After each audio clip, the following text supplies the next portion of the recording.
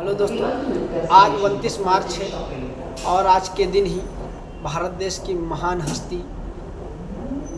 महाराजा अशोक या सम्राट चक्रवर्ती अशोक का जयंती मनाई जाती है, जिनके बारे में जानने के लिए हम थोड़ा सा संक्षेप में चलेंगे, क्योंकि वो उनके ऊपर अगर एक किताब लिखी जाए तब भी छोटी पड़ जाएगी, क्योंकि वो एक ऐसे राजा हुए थे।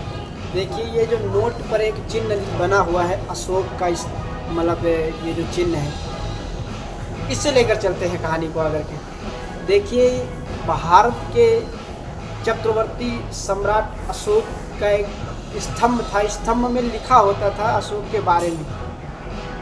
पुराना इतिहास जानने के लिए शिलालेख या स्तंभ लेख, यही दो चार चीज़ें वेद पुराणों में जो मिलता था, उन्हीं की वजह से हम अपना इतिहास जान सकते थे।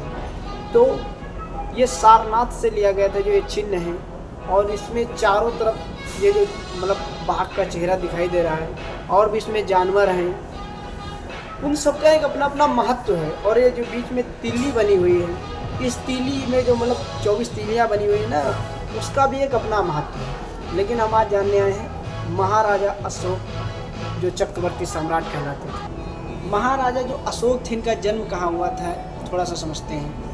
पाटलिपुत्र जो पटना में पड़ता है, जो वर्तमान में बिहार पटना, इनमें इनका जन्म हुआ था। वो भी 304 ईसा पूर्व, जब ईसा मसीह का जन्म ही नहीं हुआ था, उससे 304 ईसा पूर्व इनका जन्म हो चुका था, और इनकी राजधानी अच्छे से चलने लगी थी।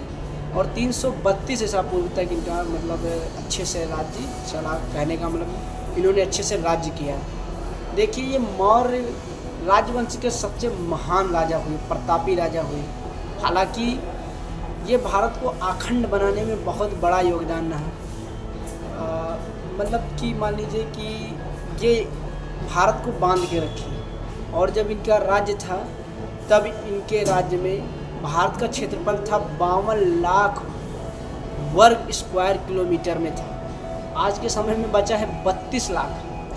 सोचिए कि उस समय से लेकर और आज तक भारत में 20 लाख वर्ग स्क्वायर किलोमीटर कम पड़ चुका है भारत।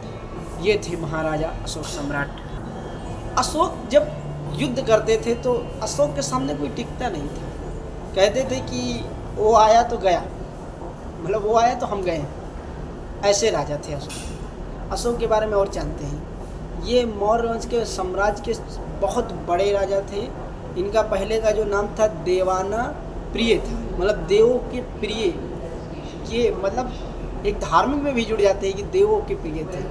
हालांकि ये आगे चल कर के इन्होंने कहने का है कि ये महात्मा बुद्ध जी के जो बौद्ध धर्म है उसे अपना लिया था। अब जानते हैं कि जब अखंड भारत था तो कितने देश थे।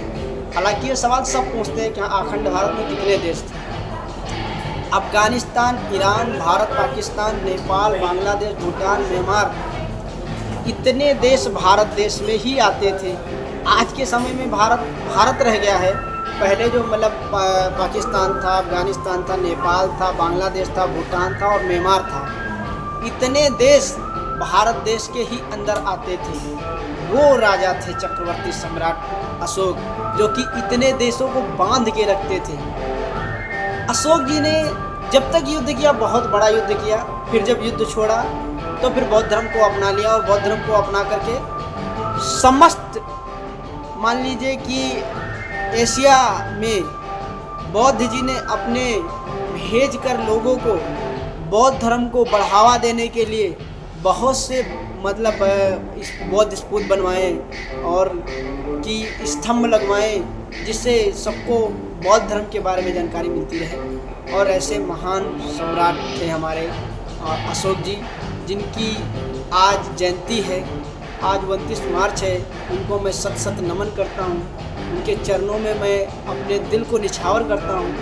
अपने भावपूर्ण मन से उनके शौर्य को नमन करता हूँ। ऐसे थे हमारे महाराजा अशोक जी। उनकी आज जयंती है, और आप लोगों को भी पता चल गया होगा कैसे महान राजा थे।